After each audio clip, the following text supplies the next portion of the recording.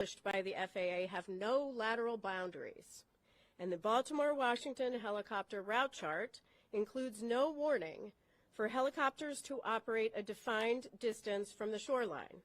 So this shaded region right here represents an approximation of the area in which helicopters could be flown. We know that the helicopter on the accident date was not in this area. It was to the west. But at the maximum altitude here of just 200 feet, a helicopter operating over the eastern shoreline of the Potomac River would have just 75 feet. Would have just 75 feet vertical separation from an airplane approaching runway 33. 75 feet. That distance decreases if the helicopter is operated farther from the shoreline. And again, this helicopter, the Black Hawk, was operated farther to the west.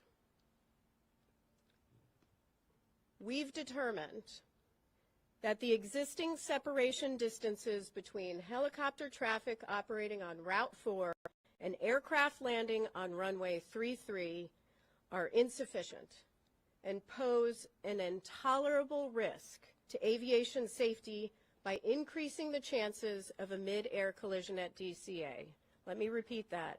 They pose an intolerable risk to aviation safety.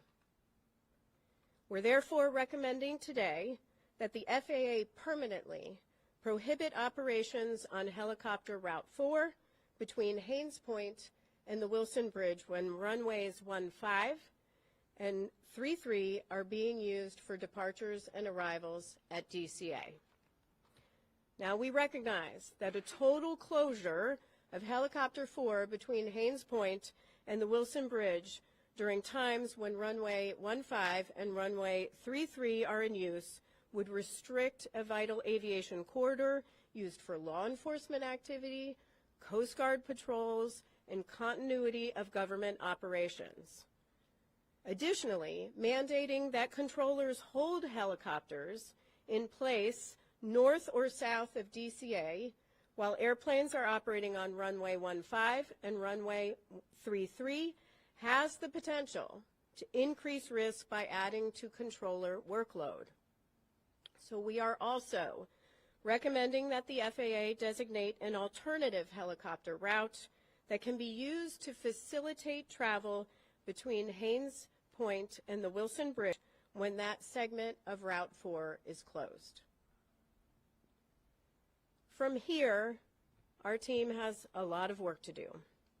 We'll conduct a number of simulations, including in the Black Hawk simulator, CRJ simulator, ATC tower simulator, all using the accident inputs and conditions. We'll conduct a comprehensive visibility study for the CRJ flight, the Black Hawk flight, and tower visibility, all under night conditions. We will conduct additional interviews in helicopter operations and in air traffic control, and the team will continue to examine the radio altimeters, the barometric altimeters, and additional electronics. With that, I will take questions. Please raise your hand. I will call on you. Please state your name and your affiliation. Yes, sir. Tom Rousey with ABC7 here in D.C. So it sounds like you're saying the way this was done for years, every day was presenting an intolerable risk. Is that a correct characterization? Yes, that is a correct characterization. There's a serious safety issue here, which is why we're issuing these urgent safety recommendations. Fortunately, and I am pleased that Secretary Duffy took immediate action. Now we need to see that more permanent solution. Now that said, you're recommending an alternate route. Wouldn't that take it over homes and potentially create battles there? That is something that the FAA has to look at as part of designating that route, which is why we're not prescribing a particular route. That is something they'll have to look at. Next question.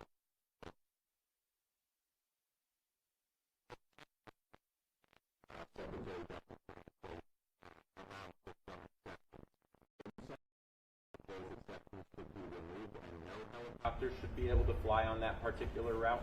And for those who may not hear the question is about the current exceptions, say for presidential helicopter operations, some life-saving helicopter operations. We are not stating that. We are leaving that to the FAA. They'll have to determine what is necessary. What we are saying is that there is a safety risk here and they need to take immediate action.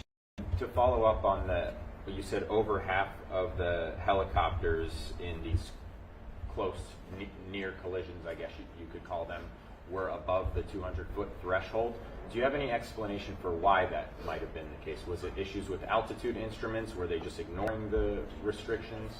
The question is about the half that we believe was over the altitude restriction for the helicopter. We'll look at that as part of our investigation. Thank you. Pete. Please characterize how close a margin of 75 feet is, and then how angry does it make you that it took a fatal crash, the first fatal crash in the United States in decades, for that to expose this issue that was clearly baked into the airspace here? Well, the question is, can I characterize how close 75 feet is and whether this makes me angry? First, 75 feet is very close. That is far too close of a proximity. We have stated it's an intolerable risk to aviation safety. And we have called on DOT, FAA to take action. With respect to how angry it makes me, it does make me angry, but it also makes me feel incredibly devastated for families that are grieving because they lost loved ones. It shouldn't take a tragedy like this to occur. Unfortunately, one did, and so we are calling on action, but there clearly were indicators where safety trending could have occurred. Fortunately, we have a secretary in place that is taking safety very seriously, but it shouldn't take a tragedy to require immediate action. Would you call this an oversight, given the proximity of the glide path and the helicopter route? The question is whether I would call this an oversight. I would call it, I mean, it's stronger than an oversight, right? The data we have pulled is from a voluntary safety reporting system that FAA could have used any time. That data from October 2021 through December 2024. They could have used that information at any time to determine that we have a trend here and a problem here and looked at that route. That didn't occur, which is why we're taking action today. But unfortunately, people lost lives and loved ones are grieving. Sir? Yeah, Chair Hamady, Adam Tuss, Channel 4 here in D.C. Have you looked at the frequent flights at Reagan National Airport, the number of aircraft that are landing day after day, and possibly, can make some recommendations there? Is that something you guys could do? The question is on the number of flights that are landing and departing from DCA and whether we're taking a look at that.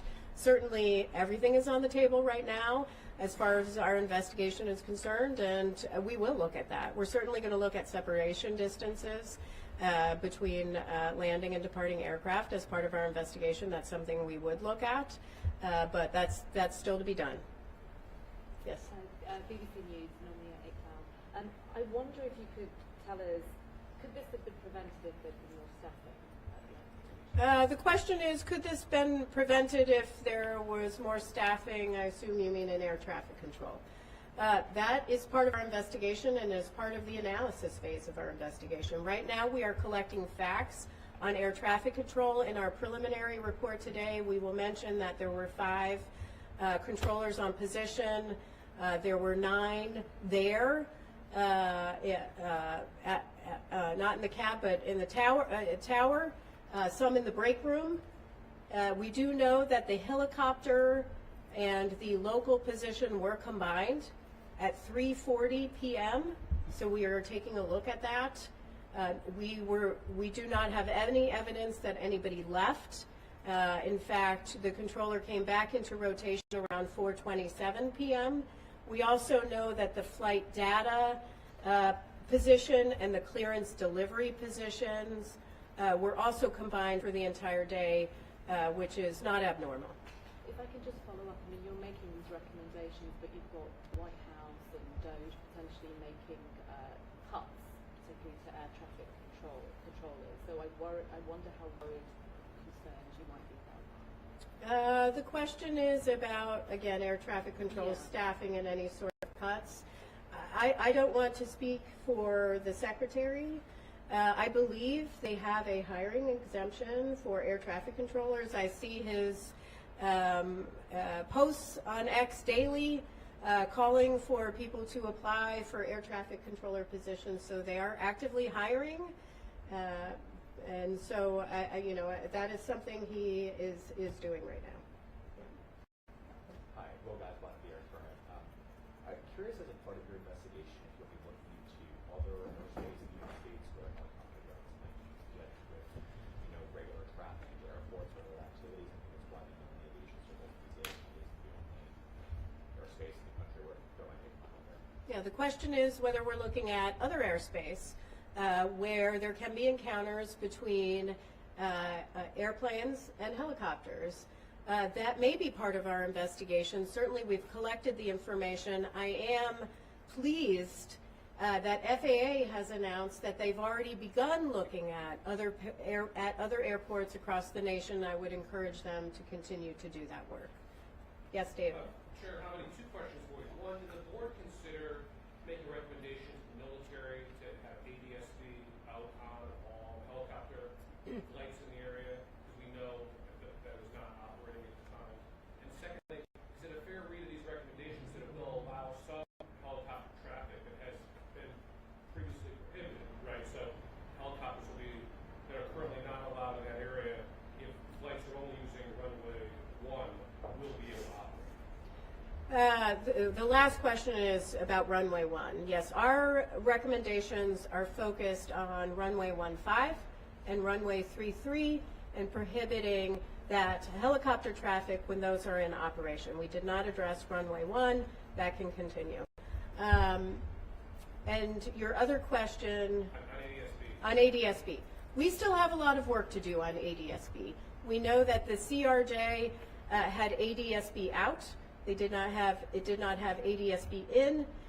We do have a lot of work to do with the Black Hawk, not just with this Black Hawk, but we are actually looking fleet-wide at the Black Hawk at ADSB. Number one, we have not been able to rule out that in this helicopter we're looking at whether it was installed correctly, whether it was programmed correctly, whether there was some sort of malfunction, or whether it was turned off. But we're not just leaving that to this helicopter. We're looking at it more broadly to really understand how the Army deals with ADSB. Yes? Leah Brett, Gray Television. In that 13-year span, we said there was at least one air traffic collision avoidance triggered each month. Can you give some context as to what that national average is like for other large airports or other airports near military operations? The question is on the TCAS alerts that we found at least one every month from 2011 through 2024, and could we characterize that more nationally at other airports? Right now we're focused on DCA. FAA is looking at other airports, and we are pleased with that and encouraging them to do that. We also may look at other airports as part of this investigation. Two more questions? Yep. We'll count that as one. Okay, thank you. So going back to the collision and evidence, it seems like there's a lot of red flags. Did anybody raise like a red alarm before, or is it just came up because of this incident? And then going back to the controllers and the combining, do you have any insight into how often that happens, especially at DCA towers? Well, with respect to, there's a question on the controllers and how often they combine. I will say the combined positions of flight data and clearance delivery, as we understand it, is pretty normal.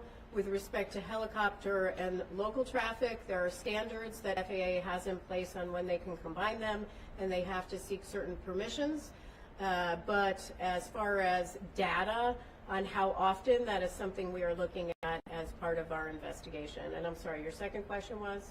Oh, going back to the 1 a month, that type of thing. Oh. Did anybody raise an alarm, or did it regarding, did anyone raise alarm regarding the TCAS RAs that went off at least once a month? Here's how I'll answer it. The 15,214 occurrences that we identified as close proximity events with the help of FAA, close proximity events between helicopters and airplanes between October 2021 and December 2024. Some of those is information they obtain. A number of those are through voluntary safety reporting systems. So that means somebody did flag it and call it in. Is that the NAS or the FAS or what's the report system for that? ASAP reporting system? Yeah, it's the ASAP reporting system. Next question. Yeah. Max Marcella from DC News Now. You mentioned that there was a risk if these permanent changes were not put in place. What would your message be to the many, many people flying in or out of DCA today and in the near future? Well, today, though, with the exception, the question is, what is my message for people flying in and out of DCA? I assume you mean about safety? I just flew with my daughter out of DCA on CRJ with PSA Airlines. Aviation is incredibly safe. DCA is where I always fly out of. I say often that your biggest risk is in your personal vehicle when you're going to and from the airport. Aviation is safe.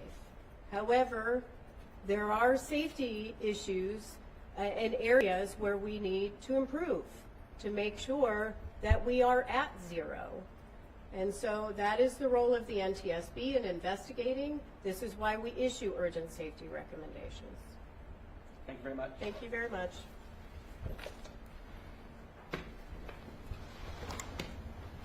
Continue monitoring the progress of the investigation, please ntsb.gov. Thank you.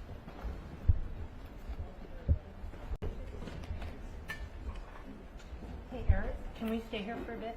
Yeah. Okay.